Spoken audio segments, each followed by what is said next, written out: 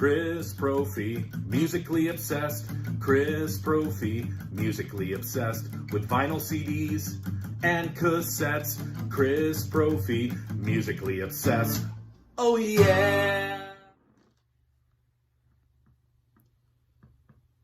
Thumbnail. What's up, everybody? I got some CD finds to show you, so let's get into it. I've got a couple by Styx. Their last two, actually. The Mission and Crash of the Crown. These are both really, really strong albums. Proggy, the production is great. I love the songwriting. I love how they are concept records. So if you haven't listened to Styx for a while, check out these two albums. As I said, they are the latest two albums by Styx. Really, really strong albums.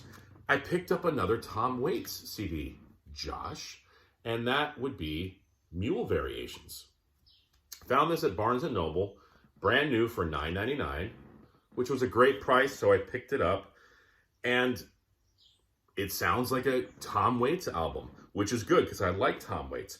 My favorite type of Tom Waits tunes, I like the crazy stuff, but I love it when it's just him and the piano. And, you know, sometimes he has the growly voice in those types of songs, but, you know, I like when he just sings with that just natural voice of his. And those type of songs pull at my heartstrings. I would love for him to do an album with Rick Rubin. I think Rick Rubin would be really good for Tom Waits. Not that Tom Waits doesn't make great albums, but I think Rick Rubin and Tom Waits could be a pretty good combination there. Alice in Chains. Here's the thing with Alice in Chains. Growing up and going to college in the 90s, we were, of course, listening to all the grunge stuff. Soundgarden, Pearl Jam, Nirvana. You know, I listened to Alice in Chains, but it was mostly the hits. I didn't really delve into the albums at all. So now I'm kind of going back and rediscovering these albums. And I didn't even realize they had this EP called Sap. I know, and I call myself a music fan. This is 4 songs, acoustic, and I really like Alice in Chains acoustic. It reminds me of like a grunge version of GNR Lies. Plus, I love that cover art. I picked up the new Blue Oyster Cult album, Ghost Stories. It's okay. I've listened to it a few times. I really, really like Blue Oyster Cult. This album didn't blow me away, but it's not bad. It's good. I guess they are older songs that they've kind of, I don't know, added to, redone a little bit, remixed, remastered, whatever, this, that, updated. And there's some good stuff on here. Song that I would say, you know, they should never have done was the Beatles tune, If I Fell. Terrible rendition of that song. It ends the album, and it sort of makes me not want to listen to the album again, even though there's some really good stuff on here. I would have definitely not put If I Fell on here.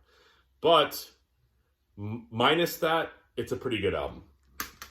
Always been a huge Jesus and Mary Chain fan. Just making sure I say this right. Okay. Their new album, Glasgow Eyes. Love that cover art.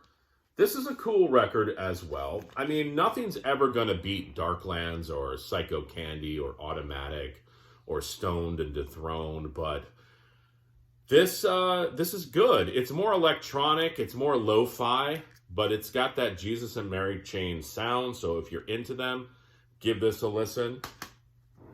Picked up a couple by my man Blaze Bayley. Of course, he sang on a couple albums for Iron Maiden that a lot of people would like to forget. I personally like the albums. After that, he did a whole bunch of solo records, still coming out with albums. And of course, he was in Wolfsbane before Iron Maiden. But I picked up a couple of his live albums that are actually hard to find. Blaze Bayley, Alive in Poland.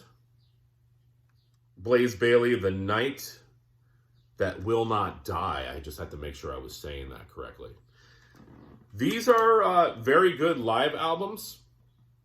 You get the energy of the live show and, you know, pretty good song selection for both of these. I prefer Blaze Studio, but I'm such a huge fan, I had to pick both of those up. And lastly, I saved the most interesting one for last. I picked up the new Taylor Swift, the Tortured Poets Department. And I really like Taylor Swift. This album, I've only listened to it once, so I will give you that.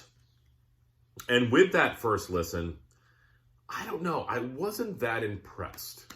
I feel like a lot of the songs started to sound the same. I don't know if it's like that wispy, Cure-like, synthy background thing that she's got going on in every single song. I feel like her lyrics have become a little trite. And it's a shame because I like Taylor Swift. I think she's a good songwriter. I think she's a good songwriter for this generation of youth. But I feel like she needs to change it up a little bit. I feel like the production on this, I don't know, it takes away from the songs and also gets a little boring at times. What do you guys think? I know there are not a lot of Swifties out there in the VC, but be interesting to hear your thoughts. So that's what I picked up on CD. You guys picked up anything on CD? Let me know in the comments below. All right, everyone.